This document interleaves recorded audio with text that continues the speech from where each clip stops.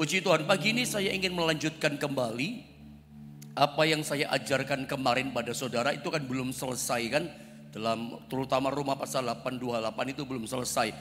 Kita kembali masih bicara pagi ini bagian yang kedua tentang tema melihat dengan cara pandang Tuhan. Langsung saja ya, kita membaca ayatnya dalam 2 Korintus pasal 4 ayat yang ke-18. Mari Bapak Ibu Saudara, kita akan bersama-sama membaca ayat firman Allah ini. 2 Korintus pasal yang keempat ayat 18. Mari bersama kita baca 1, 2, dan 3. Sebab kami tidak memperhatikan yang kelihatan, melainkan yang tak kelihatan. Karena yang kelihatan adalah sementara, sedangkan yang tak kelihatan adalah kekal. 2 Korintus 4 ayat 18, kemarin saya katakan ayat ini esensinya, intinya adalah bicara tentang cara pandang kita dalam memandang kehidupan di dunia ini. Cara pandang kita ketika kita menghadapi namanya persoalan, kesulitan, tantangan, keterpurukan dalam hidup kita. Cara pandang kita seperti apa? Menariknya, di dalam 2 Korintus pasal 4 ayat 18 ini ada satu kata yang sampai diulang 4 kali. Yaitu kata kelihatan, kelihatan, kelihatan, kelihatan. Tentu saja cara kita memandang, cara kita melihat bukan pakai dua bola mata kita. Tapi cara pandang ini bicara cara pandang iman. Pakai cara pandangnya Tuhan. Bagaimana Tuhan memandang persoalan dalam kehidupan kita. Bagaimana cara pandang firman ketika kita menghadapi kesulitan. Kalau kita memandang kehidupan di dunia ini dengan semua yang kita alami, ya, kesulitan, tantangan, badai kehidupan, keterpurukan. Terus terang saya katakan, kalau kita pandang kesulitan, macam-macam persoalan yang menumpuk pakai cara pandang manusiawi kita, pikiran kita yang terbatas, kita akan stres. Kita akan frustasi. Apa sebabnya? Ada banyak orang beriman, dia menjadi frustasi karena dia memandang kehidupan pakai cara pandang manusiawi. Dia akan berkata, gak mungkin saya menang, gak mungkin saya sembuh, mustahil saya dapat mujizat, mustahil saya dapat jalan keluar. Setiap kali kita memandang jalan yang tertutup di depan kita pakai cara pandang manusiawi kita, dijamin kita pasti frustasi, saudara. Makanya penting, sangat penting menurut saya kita belajar tentang cara pandang Tuhan. Itu ada dalam kehidupan setiap kita. Saya ulang sedikit supaya nyambung apa yang saya sampaikan pagi ini dengan yang kemarin. Terkonek, tersambung. Kemarin saya bilang sama saudara bahwa cara kita melihat, cara kita memandang itu ternyata lebih penting daripada apa yang kita lihat. Saya ulang sekali lagi, cara kita melihat persoalan itu ternyata jauh lebih penting daripada apa yang kita lihat persoalan di depan kita. Kemarin saya kasih contoh tentang Saul dan Daud.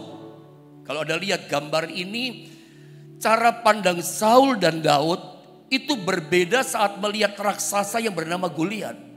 Cara pandangnya sebetulnya masalahnya sama, yang dilihat sama. Raksasanya sama, orangnya sama, Goliat besarnya sama, gak berubah. Goliat tidak menjadi besar, menjadi besar, menjadi besar tiap hari. Tapi hari itu ketika muncul hari pertama sampai 40 hari, di mata Saul, Goliat tambah besar, raksasa ini tambah gede badannya. Kenapa? Karena cara pandang yang salah. Saul ketika melihat raksasa yang bernama Goliat, dia punya cara pandang begini. Goliat terlalu besar, ini raksasa, gak mungkin aku menang. Bahkan ditambah dengan semua prajurit yang ada melawan Goliat, gak bisa menang. Terlalu sulit, terlalu gak mungkin, mustahil orang ini masalah di depan bisa dikalahkan. Gak mungkin dikalahkan. Itu cara pandangnya Saul. Cara pandang manusiawi, cara pandang dirinya sendiri. Saul melawan Goliat gak mungkin menang. Tapi cara pandang Daud yang dilihat sama kok, raksasanya besarnya sama. Tapi cara melihatnya Daud, dia melihat cara pandang Tuhan, melihat masalah. Daud melihat raksasa berkata begini, ini memang raksasa besar sekali. Tapi justru karena dia besar, jidatnya, keningnya sebesar lapangan. Tidak mungkin kalau aku ketapil bisa meleset. Loh, cara pandang beda loh. Yang dia hadapi masalahnya sama. Orangnya sama, problemnya sama. Tapi cara pandangnya beda. Dia percaya Tuhan kasih kemenangan pada dia. Bahkan dia punya pandangan begini. Ini kalau diketapil sama batu gak mungkin meleset. Badan segede gini. Jidatnya sebesar lapangan, besar gitu maksudnya. Tertutup, ada yang di atas mata kita ini kan tertutup sama tulang. Bagi Daud, ini lebar, gak mungkin meleset. Bener, begitu dilempar dengan satu batu pakai ketapelnya. Itu terhujam di dahinya, di jidatnya. Langsung roboh, Daud lari dengan kencang. Rampas pedangnya Goliat, dipotong kepalanya Goliat. Menanglah Daud. Kenapa Saul kalah? Kenapa Daud menang? Cara pandang berbeda. Kita nggak bisa mengatasi masalah kita dengan cara pandang kita. Mesti pakai cara pandang yang benar. Atau istilah pengajaran teaching yang saya suka ajarkan sama saudara yang sudah kemarin. Pakai kacamata yang benar memandang persoalan ini. Saudara, kalau kita bicara kacamata, saya mesti menyerah dengan faktor faktor usia. Saya kalau baca Alkitab mau manual, apalagi manual ya. Pakai iPad saja saya harus pakai kacamata. Walaupun plusnya tidak terlalu besar. Plus 2. Belum terlalu tinggi lah. Plus 2 tapi. Satu kali saya pernah salah pakai kacamata. Karena dulu saya pernah pesan kacamata hampir bersama dengan anak saya model yang sama. Memang besarnya berbeda. Tapi asal pakai. Saya coba baca kok gak nyaman. Karena ternyata itu kacamata anak saya gak pas. Gak cocok. Anak saya masih muda kan. Dia bukan plus, dia minus campur silinder. Saya coba paksakan, belum lama-lama pening kepala saya, pusing. Coba kalau dipaksakan makin lama, makin pusing saya. Dan kadang-kadang plus 2 saja. Itu kalau pakai kacamata yang lama, misalnya plus 1,5, itu pusing juga.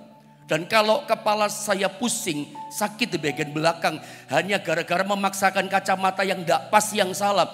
Itu pusingnya sepanjang hari, dikasih obat pusing mudah hilang-hilang. Seluruh badan yang sakit cuma bagian kepala, pening sampai leher. Tapi sepanjang hari mengganggu rasanya, sampai badan rasanya gak enak semua saudara ya. Yang rugi siapa? Yang rugi saya. Saya cuma kasih analogi, gambaran, metafora sama saudara.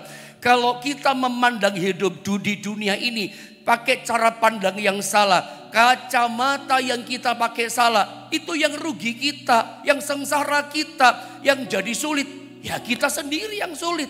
Kita yang bikin sulit, bikin susah hidup kita. Siapa suruh kita pakai kacamata yang salah dalam memandang kehidupan di dunia ini, memandang masalah kita. Kemarin saya sempat katakan sama saudara, inilah bedanya manusia rohani yang beriman kepada Tuhan dengan manusia duniawi yang tidak punya iman kepada Tuhan. Manusia duniawi yang mengandalkan cara pandang manusiawinya hanya melihat segala sesuatu. Hanya melihat segala sesuatu. Tapi manusia yang punya iman, pandangannya rohania, dia bisa memandang di balik segala sesuatu. Kalau orang dunia yang dipandang apa? Ya hanya krisis. Yang dia lihat hanya persoalan Pak. Yang dia lihat saya sakit Pak. Cuman sebatas segala sesuatu yang dia lihat. Ya krisisnya, ya hutangnya, ya problematikanya. Cuman sebatas itu yang dia lihat. Tetapi orang beriman punya cara pandang Tuhan. Kacamatanya Tuhan. Dia bisa melihat persoalan. Di balik sesuatu persoalan itu pasti ada sesuatu yang besar. Dia bisa melihat bahwa di balik persoalan itu Tuhan pasti punya rencana. Setiap kali dia memandang persoalan datang, setiap tiba-tiba badai beng datang menyerang hidupnya, dia langsung begini, Tuhan kasih pelajaran apa lagi ya? Di balik persoalan ini pasti ada yang besar dari Tuhan. Tuhan mau kasih apa lagi ya? Pelajaran kehidupan apa lagi? Tuhan mau bawa saya mengalami apa lagi ya?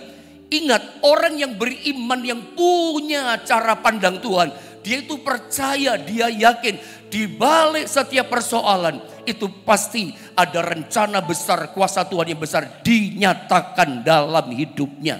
Itu penting. Makanya penting pagi ini kita sama-sama belajar tentang untuk kita memiliki yang namanya cara pandang Tuhan. Kacamata ini penting kita pakai, kacamatanya Tuhan. Jadi Anda ngerti bedanya ya. Karena Anda mesti belajar dari apa yang saya katakan barusan tadi. Begitu ada masalah datang, kesulitan datang, jalan buntu ada mesti begini kacamatanya, kita berpikirnya begini. Tuhan mau kasih pelajaran apa lagi ya? Tuhan mau tuntun bawa saya apa lagi ya? Saya yakin ada kuasa yang lebih besar lagi dinyatakan dalam hidup setiap kita. Jangan hadapi masalah, cuman masalah yang dilihat. Stres kita, frustasi, hanya melihat segala sesuatu tapi gak bisa melihat di balik segala sesuatu yang Tuhan izinkan terjadi dalam kehidupan setiap kita. Nah, kemarin saya katakan kacamata seperti apa sebagai orang percaya kita mesti gunakan. Kacamata orang percaya kemarin saya katakan adalah Roma pasal 8 ayat 28. Menurut saya Roma 8:28 ini inilah cara pandang orang percaya. Sudah catat ya. Kalau Anda tidak sempat bawa pensil kertas, catat di hatimu besar-besar. Terpatri di hati saudara. Jadi ingat-ingatan sampai akhir hidup kita. Ini loh kacamatanya orang percaya. Saya ulang ya. Ini loh kacamatanya orang percaya, cara pandangnya orang percaya itu Roma 8 ayat 28. Ini kacamata kita mesti pakai. Hadapi apapun pakai kacamata kita ini. Hadapi kesulitan pakai kacamata Roma 8:28. Yang pertama, kemarin kita sudah belajar, saya langsung tembak ketiga, tapi sulit yang belum mendengar menangkapnya. Yang pertama kemarin saya katakan kita tahu sekarang, itu yang pertama. Ini kacamata yang pertama. Berarti sebelumnya kita nggak tahu. Dulunya kita belum tahu. Tetapi ayat ini berkata, tetapi kita tahu sekarang. Masih ingat yang saya katakan kemarin? Untuk tahu dan ngerti rencana Tuhan yang direncanakan dalam hidup kita itu indah, baik, sempurna. Seperti pujian tadi. Itu butuh waktu kadang-kadang cukup panjang. Gak langsung kita bisa ngerti. Kadang butuh waktu. Awalnya mungkin kita ngomel, kok saya ngalami gini sih, Tuhan gak adil, Tuhan gak fair, saya udah doa kok belum dijawab, kok Tuhan gak adil sih, kesulitan seperti ini Tuhan izinkan terjadi sama saya. Awalnya mungkin kita bersungut, awalnya mungkin kita rasanya gak terima ya, stres awalnya Anda sebagai anak Tuhan, kok saya ngalami gini sih, kok gagal, kok ngalami kesulitan begini, awalnya gak terima. Nanti seringkali 6 bulan kemudian, 7 bulan kemudian kita baru ngerti, baru tahu. Dan kita menyesal, bukan menyesal, malu kita sama Tuhan. Dan kita mulai tarik kata-kata kita yang berkeluh kesah tadi. Ternyata aku salah ya Tuhan, ampuni saya Tuhan. Ternyata yang kemarin, bulan-bulan yang dulu itu saya ngalami ini. Sekarang saya tahu. Sekarang aku tahu Tuhan. Bahwa rencanamu sangat indah. Rencanamu sangat baik bagiku. Rencanamu sempurna bagiku. Asal kita mengerti, kita tahu sekarang. Dan untuk tahu rencana Tuhan, itu memang butuh waktu. Gak langsung kita tahu. Begitu kita hadapi masalah, seringkali kita ngomel kan. Karena kita nggak tahu. Makanya pakai kacamata ini supaya kita tahu, nggak ngomel lagi. Begitu datang kesulitan, datang kegagalan, datang persoalan, datang kerugian. Pikiran kita ini, Tuhan mau kasih pelajaran apa lagi ya? Tuhan mau bawa aku, iman ini bertumbuh seperti apa lagi? Pengalaman apa lagi Tuhan berikan kepadaku? Saya percaya di setiap kesulitan, keterpurukan, penurunan omset sekalipun, di balik itu nanti Anda akan melihat kebaikannya, keindahannya, kesempurnaannya, di mana kuasa Tuhan yang sempurna tak terbatas dinyatakan dalam hidup saudara. Dan memang itu seringkali butuh waktu baru, oh ternyata ini maksudnya, saya baru tahu sekarang, baru Anda berglori hatinya, haleluya Tuhanku baik. Kemudian baru kita tahu. Kita tahu apa sekarang? Ayat ini berkata, yang kita tahu ini bahwa Allah turut bekerja dalam segala sesuatu. Allah turut bekerja dalam segala sesuatu. Saya sambung jadi satu. Untuk apa dia bekerja? Terlibat dalam segala sesuatu dalam hidup kita. Untuk mendatangkan kebaikan dan seterusnya. Kita bicara langsung poin yang ketiga. Untuk mendatangkan kebaikan. Kebaikan yang seperti apa? Karena seringkali persepsi kita ketika kita bicara Tuhan mendatangkan kebaikan buat kita. Pemikiran persepsi kita, oh kebaikan ini pasti blessing, pasti berkat. Job yang besar. Kebaikan dari Tuhan pasti proyek yang besar yang Anda terima. Atau rezeki yang datang nomplok begitu banyak. Ada rezeki, ada berkat. Seringkali konsep persepsi pemikiran kita tentang Tuhan mendatangkan kebaikan adalah blessing. Dan segala macam yang indah-indah yang kita pikirkan. Bagaimana kalau saya tunjukkan contoh yang seperti ini yang kemarin saya tunjukkan. Di manakah Tuhan saat kegelapan yang dialami dalam hidupnya Yusuf? Apakah Tuhan tetap terlibat dalam kehidupan Yusuf? Pertanyaannya ini, terlibat gak Tuhan? Terlibat. Kalau kita baca, gak usah dibaca, Anda cukup lihat gambarnya saja. Kan kemarin sudah kan? Kejadian 39 ayat 1 dan 2, loncat 20-21. Ini kesulitan-kesulitan kegelapan kehidupan Yusuf. Dan Alkitab katakan, tetapi Tuhan menyertai Yusuf. Ayat 21, tetapi Tuhan menyertai Yusuf. Kalau kita baca ayat ini, di mana sih Tuhan ketika Yusuf mengalami saat-saat yang gelap, saat sulit dalam hidupnya? Apakah Tuhan ada? Tuhan ada, Tuhan terlibat menyertai Yusuf. Ada bersama Yusuf. Coba kita bandingkan. Ketika saya mau coba cari perbandingan Roma pasal 8:28 saudara ya. Coba lihat ayat ini ya. Tuhan itu menyertai, dia terlibat untuk mendatangkan kebaikan. Roma 8 ayat 28 dalam terjemahannya BIS bahasa Indonesia sehari-hari dikatakan begini. Kita tahu bahwa Allah mengatur segala hal. Kata ini penting ya, penting sekali. Kita tahu sekarang kan bahwa Allah mengatur segala hal. Dia atur semuanya segala hal. Sehingga apa ujungnya? Menghasilkan yang baik untuk orang-orang yang mengasihi dia. Menghasilkan yang baik untuk orang mengasihi dia. Dan yang dipanggilnya sesuai dengan rencananya. Lebih tajam lagi, lebih ekstrim. Gitu luar biasa. Dalam terjemahan The Message berkata begini. Kata Allah mengatur segala hal disalin dengan kata every detail in our life. Tuhan itu terlibatnya detail sekali dalam kehidupan kita. Ini luar biasa loh. Ketika saya baca ayat ini, saya bersyukur kepada Tuhan.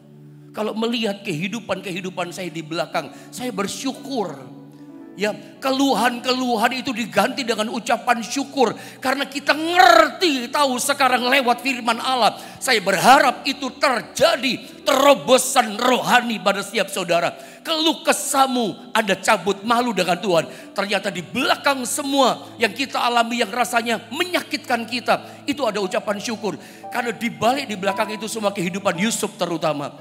Itu Allah itu detail, terlibat dalam semua musim kehidupan yang dialami oleh Yusuf. Memang saya katakan kemarin, kita gak pernah terpikir bahwa penyertaan Tuhan yang ada bersama kita, hadir menyertai kita, itu terasa menyakitkan. Seperti saya kasih contoh kemarin, bapaknya ada, anaknya ditendangin. Bapaknya kok diam saja sih, gak tolongin sih. Kan menyakitkan buat anak. Saya cuma kasih gambaran. Yusuf ngalami seperti itu loh. Tuhan menyertai dia. Dia dimasukkan dalam sumur. Kokonya membenci dia. Apa Tuhan gak bisa mencegah? Kan Tuhan bisa mencegahkan. Kakaknya Yusuf gak suruh dia masuk ke dalam sumur. Kan Tuhan bisa mencegahkan supaya kakaknya gak jual dia pada orang Ismail. Kan Tuhan bisa mencegah dia supaya orang Ismail gak jual dia jadi budak di Mesir. Sampai kita baca Mazmur 105. Kakinya dibelenggu dengan besi, dirantai dengan besi, lehernya dikasih besi. Kayak binatang Yusuf. Mazmur 105 kemarin dahsyat ya. Itu mengungkapkan kepada kita bagaimana menyakitkannya penderitaan Yusuf jadi budak. Kayak binatang dia, ditarik kayak binatang. Ada besi di leher, ada belenggu di kakinya. Yang belum belajar kemarin, coba lihat kemarin. Menyakitkan. Dan Alkitab katakan Tuhan menyertai Yusuf. Menyertai tapi menyakitkan dialami sama Yusuf. Saya berharap Anda bisa menangkap sesuatu di sini. Bahwa ternyata persepsi kita suka salah. Pengertian kita terbatas, ada waktunya. Pengertian kita nggak bisa nangkep apa yang menjadi rencana destininya Tuhan buat kita. Ada waktunya. Ya otak kita pengertian cuma sebesar kepalan begini, sebesar bacang. Nggak bisa lah ngerti. Kadang-kadang penyertaan Tuhan kayak begini saudara ya. Sampai jadi budak namanya Yusuf. Tapi ayat ini berkata bahwa Tuhan itu terlibat secara detail dalam kehidupan kita. Kok gak dicegah sih? Tapi Tuhan punya rencana. Nanti ujungnya baru. Oh ternyata mendatangkan kebaikan. Kenapa Yusuf gak putus asa? Nah ini persoalannya kan. Padahal menyakitkan. Jadi budak.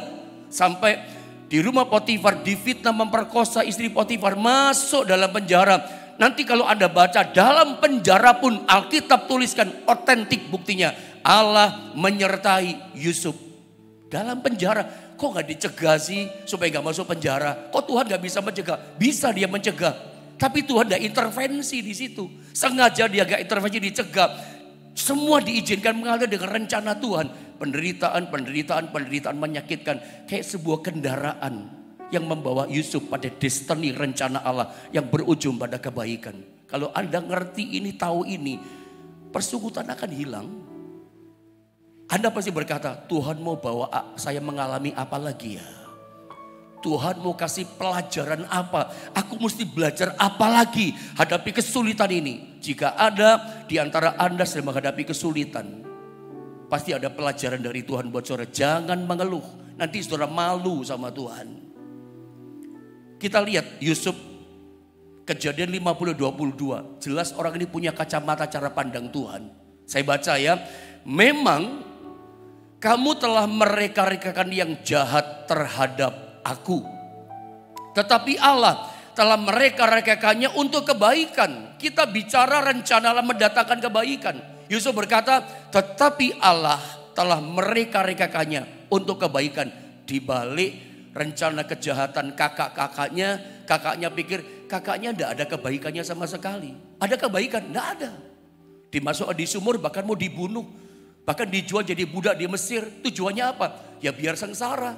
Biar masa depannya suram. Biar mati dia. Tidak ada baiknya kakaknya. Tapi rencana yang jahat Tuhan ubah jadi kebaikan. Dengan maksud dikatakan melakukan seperti yang terjadi sekarang ini. Yakni memelihara hidup satu bangsa yang besar. Rencana Tuhan jauh lebih besar dari yang dibayangkan sama Yusuf. Memelihara bangsa-bangsa. Bukan cuma keluarganya dan dirinya sendiri. Sudah lihat di sini, kakak-kakaknya Yusuf, koko-kokonya semua ketakutan. Kenapa ketakutan? Sebab ayahanda mereka yang bernama Yakub sudah mati. Kakaknya takut dong, takut. Kalau ketika masih ada Yakub, kakaknya berpikir, si Yusuf masih sungkan, masih ada papa. Masih ada papa pai sengki lah istilahnya si Yusuf ini. Masih ada papa yang jagain kita. Begitu si bapaknya Yakub ini mati, mereka ketakutan. Jangan-jangan Yusuf akan balas dendam sama kita. Makanya mereka cepat datang nyembah sujud di hadapan yang namanya Yusuf. Mereka minta ampun akan kesalahannya. Yusuf ngomong apa? Memang kamu semua kakak-kakakku, mereka kan yang jahat terhadap aku. Tidak ada kebaikannya. Rencananya semuanya jahat. Tapi Anda lihat, Yakub ngomong apa? Ini kacamata Tuhan yang sangat keren. Tapi Tuhan Allahku, mereka-rekakannya mendatangkan kebaikan buat aku. Ini kacamata yang benar, saudara ya. Mendatangkan kebaikan buat kehidupan orang yang bernama Yusuf. Dia katakan, hari ini saya mau bilang sama saudara, dengarkan apa yang saya katakan baik-baik saat ini. Sekalipun setan punya rencana yang sempurna untuk hancurkan saudara. Tapi percayalah, rencana Tuhan jauh lebih besar daripada rencana setan untuk hancurkan hidup saudara. Mungkin ada orang di dunia ini tidak senang sama saudara. Coba hancurkan saudara. Ingat, rencana Tuhan jauh lebih kuat, jauh lebih sempurna, jauh lebih besar untuk menyatakan kuasanya dalam hidup saudara. Yang percaya katakan amin. Rencana Tuhan sempurna dan itu terjadi pada kehidupan Yusuf. Mari saya coba tunjukkan beberapa hal sama saudara. Tentang perjalanan kehidupan Yusuf. Perhatikan baik-baik. Saya baca ya, sampai dalam lihat di screen saudara. Diperbesar full saja ya multimedia. Perhatikan, jika tidak dibenci oleh kakak-kakaknya. Maka bagaimana Yusuf dapat dijual oleh kakak-kakaknya? Jika tidak dijual oleh kakak-kakaknya sama orang Ismail itu, maka bagaimana Yusuf dapat berada di tanah Mesir?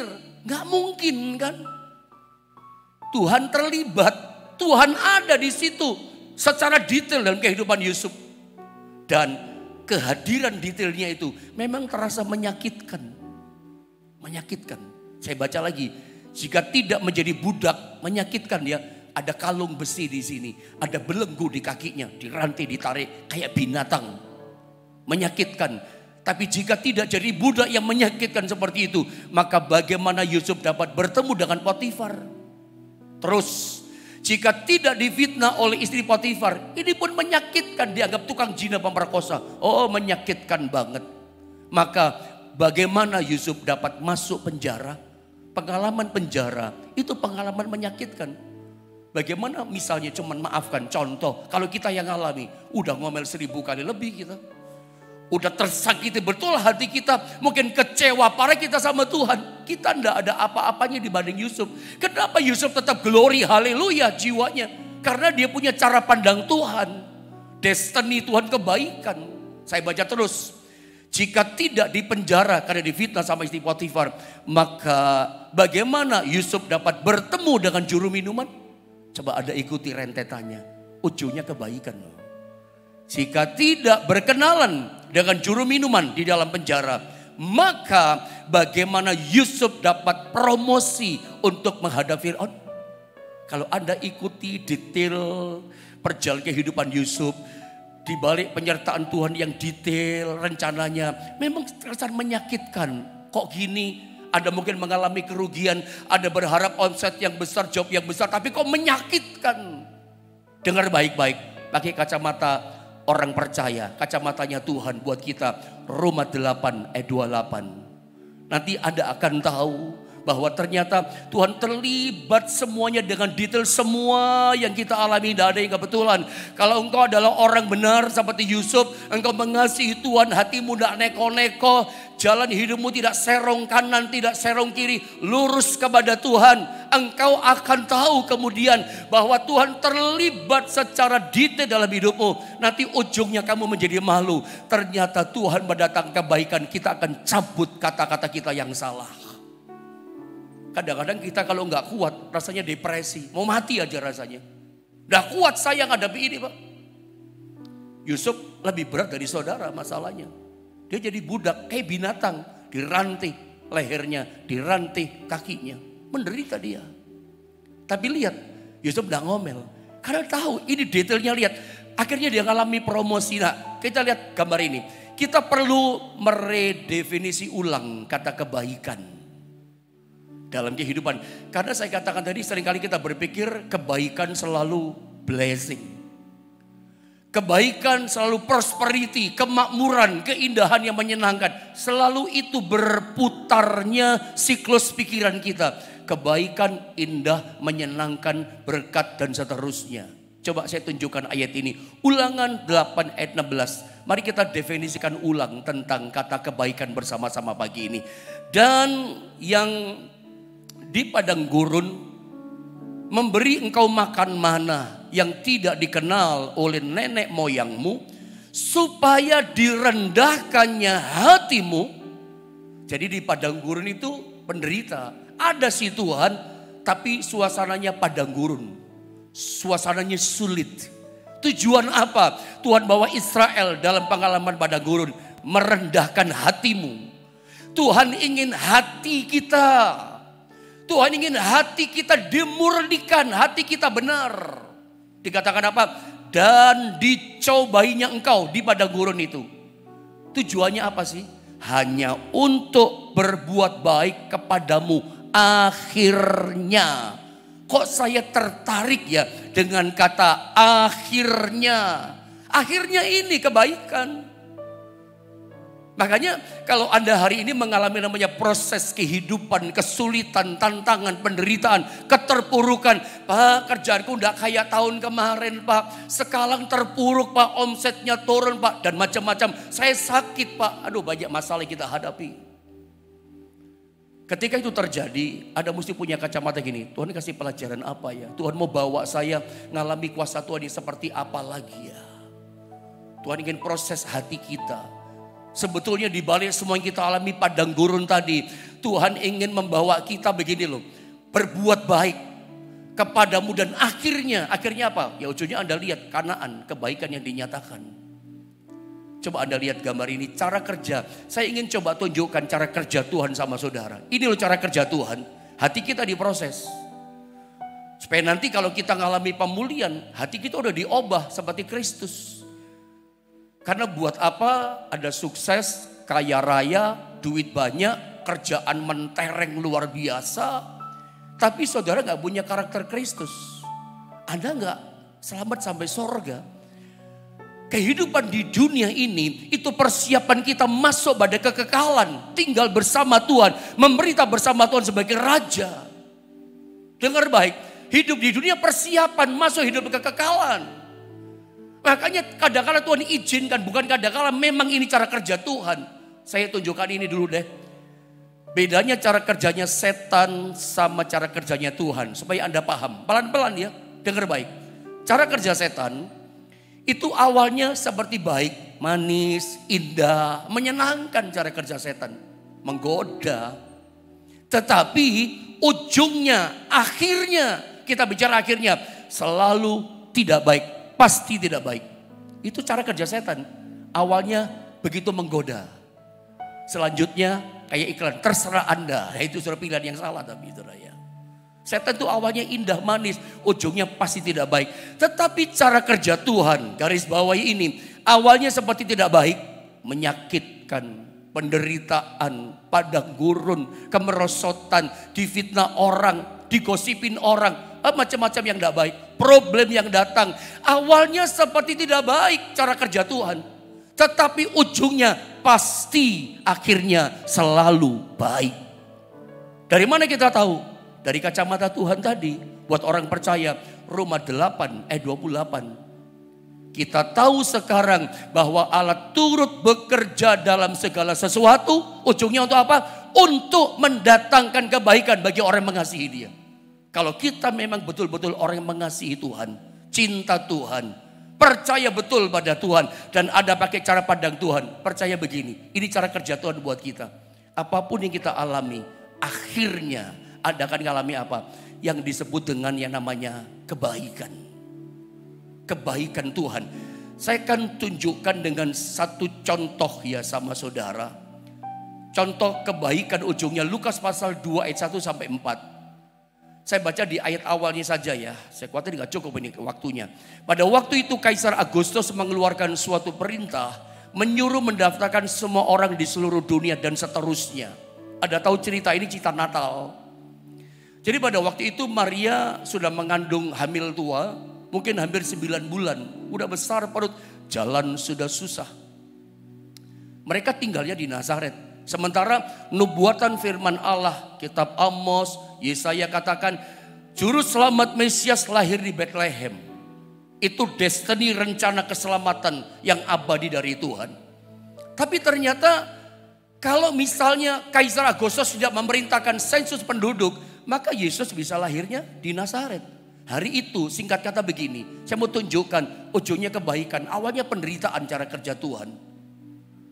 Kaisar Agustus hatinya digerakkan oleh Tuhan. Kemarin kita belajar Tuhan bisa menggerakkan hati manusia, termasuk hati raja, penguasa dunia. Saat itu digerakkan hatinya, tiba-tiba muncul ide, idenya pasti dari Tuhan. Dia terperintahkan seluruh dunia mengadakan sensus penduduk yang pertama kali.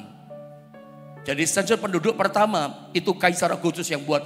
Orang mesti kembali ke kampung halaman mendaftarkan dirinya. Maka karena Yusuf dari Bethlehem, Maria dari Bethlehem, maka mereka mesti kembali ke Bethlehem. Sensus penduduk ini perintah Raja Kaisar. Mereka takut, mereka mesti lakukan. Dan itu penderitaan buat Maria, hamil tua. Waktu itu belum ada Alphard, belum ada Innova. Naiknya keledai, goyang-goyang perutnya. Menderita, dicabut dari zona kenyamanan. Tinggalkan Nazaret, mesti ke Bethlehem. Itu berat, itu tidak nyaman, itu penderitaan. Tapi kita lihat, begitu nyampe Bethlehem, Itu waktu bersalin, lahirlah juru selamat. Yusuf sama Maria pasti lihat, oh rencana Tuhan digenapi ternyata ya. Dan segala macam, ujungnya kebaikan. Saya langsung saja tembak karena waktu terbatas. Apa rencana Tuhan bagi hidup saya dan hidup saudara? Roma 8, 28, coba lihat ayat ini saudara ya. Roma 8, 28, 29. Dikatakan rancangan Allah itu mendatangkan kebaikan. Sesuai dengan rencana Allah mendatangkan kebaikan buat kita. Nah kebaikan seperti apa? Seringkali orang cuman comot ayat 28 dilepaskan dari konteks. Diambil saja konteksnya lepas. Yang 29 dilepasin. Padahal ayat 28, 29 Roma 8 ini gak boleh lepas. Ini mesti terkonek terkait. Roma 8, 28, 29 gak boleh dilepas. Seringkali kita suka ambil yang baik sesuka pikiran kita. 28 saja kita ambil. 29-nya bagaimana dong? Kebaikan yang dimaksudkan di dalam ayat 28 itu ada pada ayat 29. Coba lihat gambar berikutnya. Ini sebetulnya sebab semua orang yang dipilihnya dari semula, mereka juga ditentukannya dari semula untuk menjadi serupa dengan gambaran anaknya dan seterusnya. Terjemahan firman Allah yang hidup adalah harus menjadi seperti anaknya. Jadi serupa seperti Kristus, serupa seperti anaknya seperti Yesus, itu bukan sekedar harapan Tuhan. Itu adalah keharusan.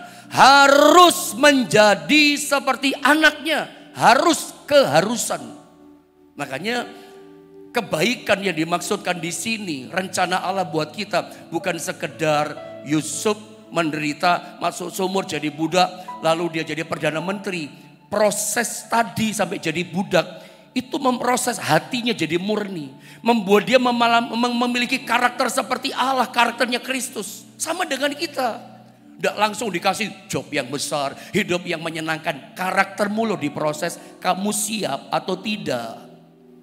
Rencana Allah yang mendatangkan kebaikan. Kebaikan di sini bukan cuma blessing dengan pemikiran kita, tapi kebaikan seperti rencananya Allah buat kita adalah kita harus keharusan menjadi seperti Kristus. Saya mau ingatkan tadi yang saya katakan sama saudara. Sebab begini saudara ya, hidup di dunia sementara. Di dunia ini persiapan kita masuk dalam kekekalan bersama dengan Tuhan. Kenapa? Tuhan membuat kita harus seperti Kristus, serupa seperti anaknya. Karakter kita, hati kita, perkataan kita, pikiran kita, tindakan kita, kelakuan kita, cara dagang kita, cara kerja kita harus seperti Kristus. Kenapa? Karena Tuhan rindu kita nanti masuk pada kekekalan, itu memerintah bersama Kristus sebagai Raja kita. Di dunia sementara, proses-proses kesulitan itu prosesnya kita. Jadi saudara ya, hidup kita, rencana Allah, cara pandang kita, maksud saya, jangan hanya pada kekinian saja. Jangan hanya melihat kesulitan di depan mata. Kesulitan ini prosesnya Tuhan belum selesai. Di depan masih ada lagi mungkin yang macam-macam kita hadapi. Tapi itu proses membentuk karakter kita. Siap gak dibentuk? Kalau Anda ingin mengalami kebaikan seperti dialami Yusuf jadi Perdana Menteri, dipulihkan, dikasih jalan keluar. Hati kita jangan ngomel, hati kita jangan marah, Anda jangan berkeluh kesah. Ingat tujuan proses harus seperti anaknya. Jadi ingat baik-baik ya. Pelajaran apa ya dari Tuhan hari ini? Aku hadapi masalah. Pelajarannya serupa seperti Kristus, harus mengubah hati dan hidup kita. Kalau Anda bisa itu, top. Karena itu harus, tidak bisa tidak. Buang omelanmu, buang persekutanmu, buang keluh kesahmu, buang maki-makimu. Sorry kata-kata saya. Buang caci maki yang tidak pantas. Kadang ada caci maki orang. Caci maki Tuhan bisa jadi, karena gak terima mengalami kepahitan. Padahal itu proses. Tujuan Tuhan ini seperti kendaraan membawa kita pada kebaikan. Kebaikan di dunia kita alami sampai kekekalan, mengalami kebaikan. Buat apa punya kekayaan harta yang banyak tapi gak hidup kekal bersama dengan Tuhan? Percuma, sia-sia. Ingat, hidup dunia sementara, kekal bersama Tuhan itu selama-lamanya. Tuhan baik buat setiap kita. Biar rencana destiny Tuhan itu jadi nyata atas kehidupan kita. Rencana Tuhan indah, mulia, sempurna buat setiap kita. Mari kita sama-sama datang kepada Tuhan.